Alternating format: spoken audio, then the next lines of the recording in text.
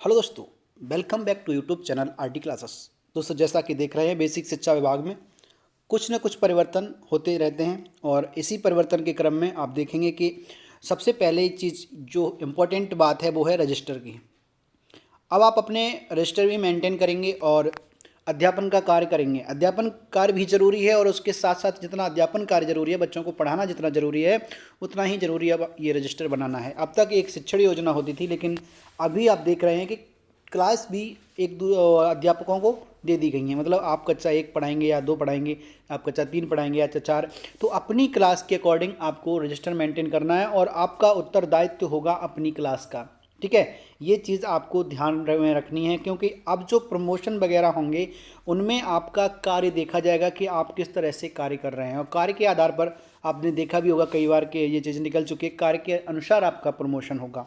ठीक है, तो चलिए इसी के क्रम में हम आज आपको बताएंगे कि उपचारात्मक शिक्षण निपुण भारत के अंतर्गत जो चल रहा है उसका कक्षा 1 का रजिस्टर कैसे तैयार करेंगे। इसी क्रम में आप देखेंगे कि जो रजिस्टर में पॉइंट्स क्या क्या नोट करने हैं, रजिस्टर में क्या क्या पॉइंट हैं, और कक्षा 1 का हो चाहे 2 का हो, कक्षा 3 का हो, क्योंकि आप देख रहे हैं निपुण भारत के अंतर्गत कक्षा 1, 2, 3 को रखा गया है, तो उसी में आप बाल वाटिका को भी शामिल कर सकते हैं। ठीक है, तो इसमें हम बताएंगे कि आपको रजिस्टर ये पूरा आप कॉपी भी कर सकते हैं, सिर्फ आपको अपने अकॉर्डिंग अपनी चेंजेस कुछ करने होंगे। जैसे कि कक्षा 1 में आपका नामांकन कितना है, बच्चों की संख्या और का नाम क्या है, तो वो आप अपने अकॉर्डिंग लिखेंगे। बाकी का जो हेडिंग रहेगा वो सेम रहेगा। ठीक है, आप इसकी पीडीएफ भी हमसे प्रोवाइड कर सकते हैं, अगर आप चाहते हैं तो कमेंट करके बताइएगा। तो हम ये जो पीडीएफ है इसकी, वो हम आपको एक ग्रुप की लिंक देंगे, वहाँ जुड़ जाइएगा। उस ग्रुप में आपको वो बेसिक शिक्षक का ही ग्रुप है, उसमें बेसिक शिक्षक एक जुड़े हुए हैं, जितने भी हमारे 69,000 से हमने ये शुरुआत की थी, तो वहाँ से लोग जुड़े हुए हैं। ठीक है, तो चलिए बात करते हैं एक एक करके कि हम सबसे पहले क्या करेंगे। उस जो भी हम कार्य करते हैं उसका पहले एक खाका तैयार करते हैं, तो ये है निपुण लक्ष्य। तो सबसे पहले अपने रजिस्टर में हम निपुण लक्ष्यों को लिखेंगे। हाँ, ठीक है, अगर आपको लिखना नहीं है तो आप इसकी कॉपी निकलवा के चिपकवा सकते हैं। ठीक है, तो ये लक्ष्य आप बाल वाटिका से शुरुआत करके भाषा और गणित दोनों ही आप लिख सकते हैं आसानी से। इनको आप यहाँ से देख के भी लिख सकते हैं, नहीं तो ये आपको कई बार मिल चुके हैं। ठीक है, इसी तरह से गणित में भी हम लक्ष्यों को इसी तरह से बाल वाटिका कक्षा 1, कक्षा 2 करके पूरा लिख लेंगे कक्षा 3 तक। ठीक है, इसके बाद मैं आपको बता देता हूँ ये उपचारात्मक शिक्षण है क्या, इसकी परिभाषा लिखेंगे और इसके उद्देश्य लिखेंगे। उपचारात्मक शिक्षण एक प्रकार का शिक्षण या अनुदेशात्मक कार्य होता है, जिससे किसी एक किसी एक विद्यार्थी या समूह का को किसी समस्या का कठिनाई निवारण हेतु प्रयोग में लाया जाता है। सीधी सी बात है, उपचारात्मक शिक्षण हम किसका करते हैं, जिसको कोई चीज़ समझ में नहीं आई है, उसको उस चीज़ को समझाने के लिए पहले हम पता करेंगे उसको क्यों, क्या रीजन रहा उसका, और उसके बाद उसको हम सॉर्ट आउट कर देंगे। मतलब उसको बता देंगे कि इस रीजन के आधार पर हम देख लेंगे ये कमी है, उसको सुधार देंगे। ठीक है, उसके बाद आता है उद्देश्य। उद्देश्य में क्या है, विद्यार्थियों की समस्या का निराकरण करना। सबसे पहला इसे क्या है कि समस्या है कि उसका निराकरण करेंगे। कठिनाई निवारण के बाद प्रगति का आकलन करना कि हमने वो समस्या जो सॉर्ट आउट हुई या नहीं हुई उसका आकलन करेंगे। बच्चों के साथ प्रेम एवं सहानुभूति व्यवहार करना है। ठीक है, और शिक्षण प्रक्रिया क्या रहेगी इसमें, वो हम आपको आगे दिखाते हैं। शिक्षण प्रक्रिया क्या रहेगी कि बच्चों को जैसे हमने पढ़ाया उसके बाद उसका आकलन करेंगे, फिर ग्रुप निर्धारण करेंगे। इसमें अभी हम ये चीज़ें सारी आपको देखने को मिलेंगी। ठीक है, समूह ए व बी में विभाजन कर देंगे। ये यहाँ पे समूह ए और समूह बी बने हुए हैं। ठीक है, और ये होगा पाठ्यक्रम के अनुसार। ठीक है, पाठ्यक्रम समूह ए का पाठ्यक्रम और समूह बी का पाठ्यक्रम। अब आइएगा, इसको भी हम आगे चर्चा करेंगे। सबसे पहले वाले जान देते हैं हम समूह को बांटने के पहले किन बच्चों को हम समूह में बांटेंगे। तो कुल नामांकन हमारे पास जो बच्चे हैं उन्हीं में समूह बनाएंगे। तो हम पहले बताएंगे कि बच्चों कितने हमारे यहाँ और कौन कौन से समूह में कौन कौन आता है। तो यहाँ पर बताएंगे कुल नामांकन, फिर बालकों का नामांकन अलग और बालिकाओं का अलग यहाँ पे लिखेंगे। ठीक है, तो आप कोशिश करेंगे कि पहले बालिकाएं और उसके बाद बालक। अगर आप चाहें तो रेड कलर से बालिकाएं और ब्लू कलर से बालक भी लिख सकते हैं। यहाँ पर आपको क्या करना है, इसको संख्या लिख के, क्योंकि आपको पूरे 16 लिखने हैं यहाँ पे। ठीक है, आप देख सकते हैं इनके यहाँ 16 नामांकन है। तो यहाँ पर क्या है, प्रवेशांक, छात्र का नाम, छात्रा का नाम, पिता का नाम या मोबाइल नंबर। ठीक है, यहाँ पर ये चीज़ें लिखनी है, पूरा आप आसानी से लिख सकते हैं। यहाँ पर उनका एसआर नंबर लिखेंगे, प्रवेशांक। ठीक है, चलिए आगे क्या करना है। अब इन्हीं छात्रों में आपको बताना है कि नियमित आने वाले छात्र कौन से हैं और अनियमित आने वाले, मतलब जो रेगुलर आते हैं बच्चे, एक आध दो चलता है, 1-2 दिन नहीं, जो सप्ते में 2 या 3 दिन आते हों वो अनियमित वाले हैं। ये अनियमित छात्रों की सूची है। और जो आते ही नहीं हैं, आप देख रहे हैं 15 दिन से 1 भी दिन क्लास में ही नहीं आए, तो ऐसे छात्रों को हम अलग से लिखेंगे, कभी ना आने वाले छात्रों में डालेंगे। ठीक है, अगला आता है आकलन। आकलन हम करेंगे बच्चों का जो हमने अभी पढ़ा दिया, उपचारात्मक शिक्षण कर दिया। अब बच्चों का हमारा अगला काम आता है आकलन करेंगे, और आकलन हमारा दोनों का होगा, भाषा और गणित का। तो यहाँ पर हम भाषा की बात करें तो भाषा में हमें कितने बच्चों का आकलन करना है, क्रम बताएगा, छात्रा का नाम, छात्र छात्रा का नाम, पिता का नाम लिखेंगे यहाँ पे, ठीक है। अब इनमें आकलन हमें क्या करना है, ऐसे अंग तक, यानी हम स्वरों का आकलन करेंगे। तो और देखेंगे कितने बच्चों ने किसने किसने कर लिया, तो जिसका नाम लिखा है उसने कर लिया कि नहीं, अगर कर लिया तो यस, और नहीं कराया तो क्रॉस बना देंगे। आज से ज्ञान तक शब्दों का ज्ञान हो गया है, सरल वाक्य पढ़ लेते हैं। इन चीज़ों का सरल वाक्य के आधार पर हम सभी बच्चों का इस तरह से कर लेंगे।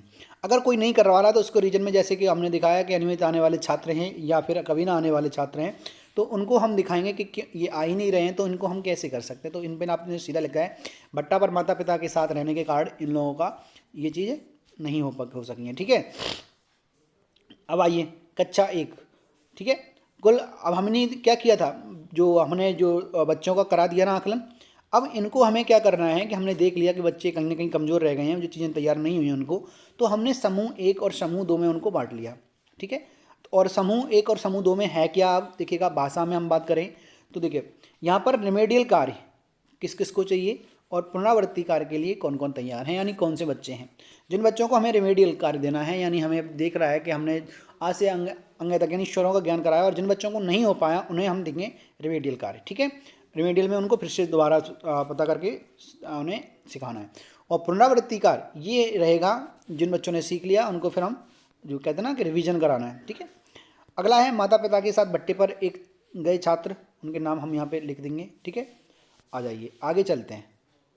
अब आया आकलन हमारा गणित का, ठीक है। आकलन हम किसका करेंगे, हम गणित का आकलन। तो गणित का आकलन सेम किस चीज़ का करना है, यहाँ पे क्रम संख्या रखेंगे, छात्र का नाम, पिता का नाम। सबसे पहले संख्या पूर्व अवधारणा, यानी संख्या से पूर्व की बच्चों की अवधारणा विकसित है या नहीं है, ये इस पर अगर है तो करो सही, नहीं तो नहीं। फिर 1 से 10 तक की संख्याओं का पहचान। अब संख्या पूर्व अवधारणा का मतलब क्या होता है, बच्चे को एक पेन दे दिया हमने, वो पूछा ये कितने पेन है, तो बोला 1, यानी संख्या पूर्व अवधारणा तो है उसकी। अब वो बच्चे से कहते हैं 1 लिखो, तो बच्चा लिखना नहीं जानता, हमने 1 बना दिया, बच्चे को कहीं पहचानो, उन्हें पहचानता नहीं है, तो उसको कहते हैं, यानी हाँ उसे सैम्बल नहीं। तो 1 से 10 तक का जब संख्या का पहचान लेगा तो उसको हम इसमें श्रेणी में डालेंगे, और 10 से 50 तक की संख्याओं को पहचान लेगा तो ये श्रेणी अलग बना ली हमने। एक सरल जोड़े और घटाओ, यानी सरल जोड़ घटाए मतलब एक एक अंक के, तो अगर कर लेता है तो सही है, नहीं कर पाता तो नहीं। ऐसे करके हम गणित का आकलन सबका करेंगे, और जिनका नहीं हो पा रहा, जो अनियमित रूप से या भट्टे पर गए हैं, उनके आगे हम इन चीज़ों को लिख देंगे, ठीक है, जो भट्टे पर गए हुए हैं। अब आया समूह ए और समूह बी, रिमेडियल कार्य पुनरावृत्ति, यानी समूह ए और समूह बी मतलब समूह ए में हमने उनको रखा है जो रिमेडियल टीचिंग के लिए, योग के लिए जिनकी आवश्यकता है रिमेडियल की, और ये वो हैं जिन्होंने हमने रिमेडियल की आवश्यकता नहीं है, उनकी हमें पुनरावृत्ति करानी है। तो इसी तरह से हम गणित में भी बच्चों का ये सारणी बनाएंगे। ये तो देखेंगे कि ज़रूरी नहीं है आपके पास, देखिए 16 बच्चे थे इनके पास, लेकिन कुछ बच्चे सीख गए हैं, ठीक है। और यहाँ पर आप देखेंगे 8 6 14, 2 बच्चे इनके भट्टा पर गए हैं, तो 16 हो गए। अब ये पे देखिएगा यहाँ पर क्या है, यहाँ पर देखिएगा 8 और 6 14 बच्चे सारे आ गए, 16 में 2 भट्टे में, तो 14 हो गए। इसका मतलब क्या है, इसका मतलब क्या है, ये है कि दो कैटेगरी बना ली हमने उन बच्चों में से जिनको हमने पढ़ाया, कुछ को रिमेडियल की जरूरत है और कुछ को पुनरावृत्ति यानी सीख गए हैं, ठीक है। और यहाँ पर वो 2 बच्चे दर्शा दिए गए। अब आइए यहाँ पर बताते हैं समूह 1 और समूह 2 के बारे में थोड़ा। समूह 1 क्या है, समूह 1 के छात्र छात्राओं के पाठ्यक्रम के अनुसार कार्य कराना, जो आकलन किया है उसी के अनुसार बच्चों के स्तर अनुसार रिमेडियल स्तर कार्य करना है। मतलब हमने जो रिमेडियल आकलन किया था उसमें हमें पता चला, आकलन के बाद पता चलता है कि बच्चे ने कहाँ कहाँ क्या क्या नहीं सीखा है, और उन चीज़ों का हमें फिर दोबारा से रिमेडियल कार्य करना है उनके लिए, हमारी शिक्षक की आवश्यकता है उनको, ठीक है। इसी तरह से समूह टू में क्या है, समूह 2 के बच्चों को 50% से अधिक अंक वाले हैं, मतलब हमने जितना सिखाया उसमें 50% अधिक सीख गए हैं वो, तो उनको अब पुनरावृत्ति की आवश्यकता है, तो और उनको दोबारा से रिमेडियल की जरूरत नहीं है, तो उनको समूह 2 में रखा गया है। चलिए अब देखते हैं उपचारात्मक जो हमारा शिक्षण है भाषा और गणित दोनों का, देखिएगा यहाँ पे हम दिखा सकते हैं आपको अपना शिक्षण भाषा और गणित, ठीक है। भाषा और गणित के लिए हमने दिन दिवस डिवाइड किए हुए तरह शिक्षक के, दिवस 1 में कैसे करना है, दिवस 2 कैसे करना है, दिवस 3 कैसे होना है, और दिवस 4 सारे दिवस लिखे हुए हैं।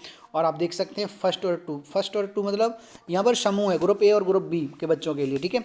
तो ऐसे ही समूह ए और बी, इसमें हमने 1 और 2 लिखा है, इसमें ए और बी लिखा है, यानी गणित में हमने ए और बी लिया हुआ है। तो इस तरह से आप देख सकते हैं, इसको पढ़ के आप खुद ही अनुमान लगा लेंगे, क्योंकि हम आपको थोड़ा एक बता देते हैं दिवस 1 में, जैसे कि हमने समूह 1 के छात्रों को आ से अंग तक की वर्णों की पहचान कराई है और उनमें समझ विकसित के टीएलएम का प्रयोग किया है। ये उपचारात्मक शिक्षण में हम बात करेंगे कि हमने उपचारात्मक शिक्षण किया है और उसमें हम समूह वन के बच्चों के साथ हमने ऐसा किया, क्योंकि समूह वन में हमने कौन से रहते रिमेडियल टीचिंग वाले, ठीक है। तो ये कार्य किया और समूह 2 के साथ हमने क्या कार्य किया, पुनरावृत्ति के रूप में क्या क्या कराया उनको, तो ये समूह 2 में लिखा हुआ है। ठीक है दोस्तों, अगर वीडियो पसंद आए तो प्लीज़ लाइक से जरूर कर देगा और अब हम मिलेंगे आपके साथ नेक्स्ट रजिस्टर्स के साथ नेक्स्ट वीडियो में। Thank you.